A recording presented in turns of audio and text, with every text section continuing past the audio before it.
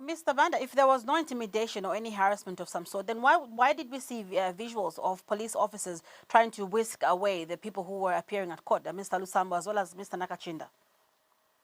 Of course, sometimes it depends on how they take the situation. But to me, personally, as a person who was there physically, there was no intimidation. If there were intimidation, you'd have seen it for yourself because we are journalists. You'd have captured the scenes there.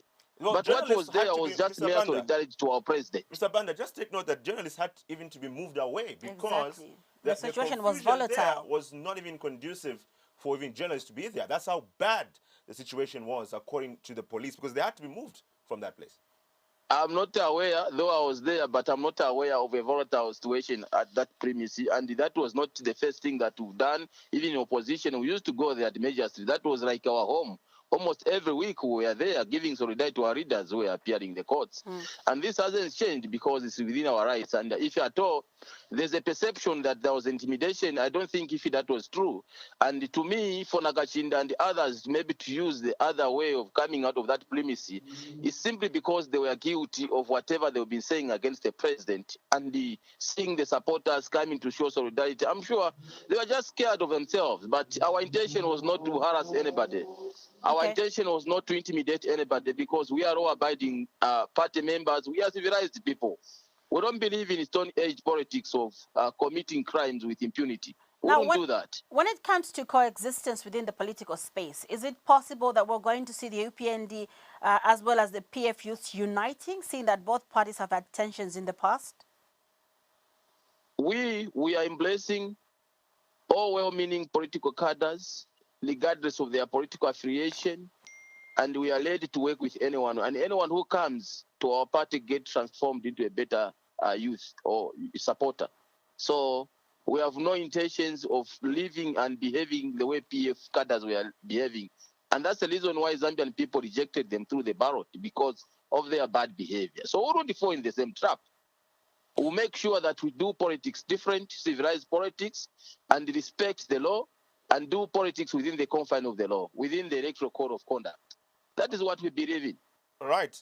Speaking of embracing cadres, irrespective of the political parties they belong to, Mr. Lusambo is a cadre of the Patriotic Front in the literal sense of the word. So are you going to embrace him as he has also apologized from the weekend? Of course, what we believe in that apology and justice, they are parallel things. They are all parallel, because there is no point where an apology can meet, or there is no point where a person apologizes then that person goes away with the crimes that he committed. So what it is here that we'll leave the law to take its course. We'll leave the investigation institutions such as SEC, DEC to do their work, and make sure that Lusambo answers to their request to explain on various charges which are leveled against him. So that apology, to me, is cosmetic and is ill-timed, because how can he apologize now when he knows that he's facing investigation? So, of course, apology also goes with behavioral change. We would like to see the change in terms of his political behavior, and also let him be cleared by the law enforcers. Let him be cleared by the courts. Now, the apology will make sense, because if he thinks that he can apologize and hoodwink the investigators, rather the law, or run away from the law now that he's in conflict with the law, I think that is the ill intentions, and I think the apology will not make sense. If you feel that his apology is cosmetic, according to the word you've used, does it apply the same for people who left the UPND as a party last year to join the Patriotic Front and have recently gone back to the UPND? If you can count his apology as cosmetic, does it mean that in a similar way, what we've also been seeing with the defections is also cosmetic? What it is that people are practicing their democratic rights. Are you getting me? People are practicing their democratic right of choosing any political party of their choice at any given time.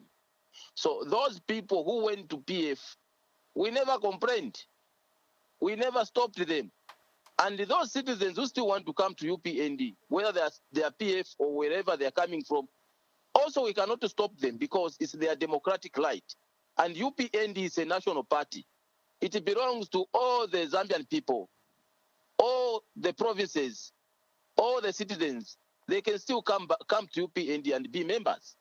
So what it is that it does not mean that when somebody is in conflict with the law, he comes to UPND and join UPND, then the investigation stops. No, it doesn't work like that.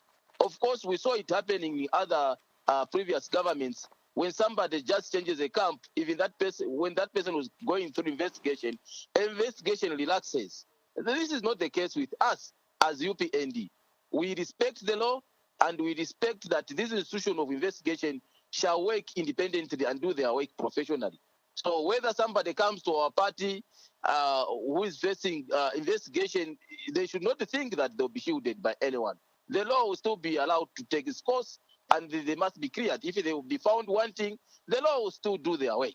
So what it is that people are free to join UPND, people are free to apologize. What will determine they apologize, whether genuine or not, is their behavior change. Because in UPND, we believe in transforming people.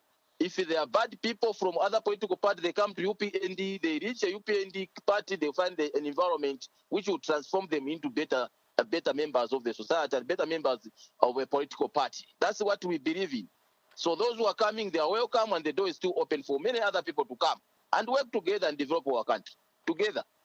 Now, Mr. Banda, the UPND National Youth Chairperson, Mr. Gilbert Liswaniso, was quoted as saying Mr. Nakachinda should stop provoking UPND youths by dragging his name in his matters. What he should know is that he is a national leader, and if he was to send youth on him, he won't like it. Is Mr. Liswaniso threatening Mr. Nakachinda? Threatening violence? No, you know what it is that Nakachinda is the unrepentant lunatic. Unrepentant lunatic in such a way that it's just too arrogant for nothing. You see what I mean? It's not difficult to tell what is wrong and what is right. It's not difficult to tell that this thing I'm saying Mr. Banda, is right let us wrong. stick to the issue here. We're not here to slander Mr. Nakachinda, but would like you to answer this question. That this statement that was issued by Mr. Liswaniso, was he threatening Mr. Nakachinda? Was he threatening violence?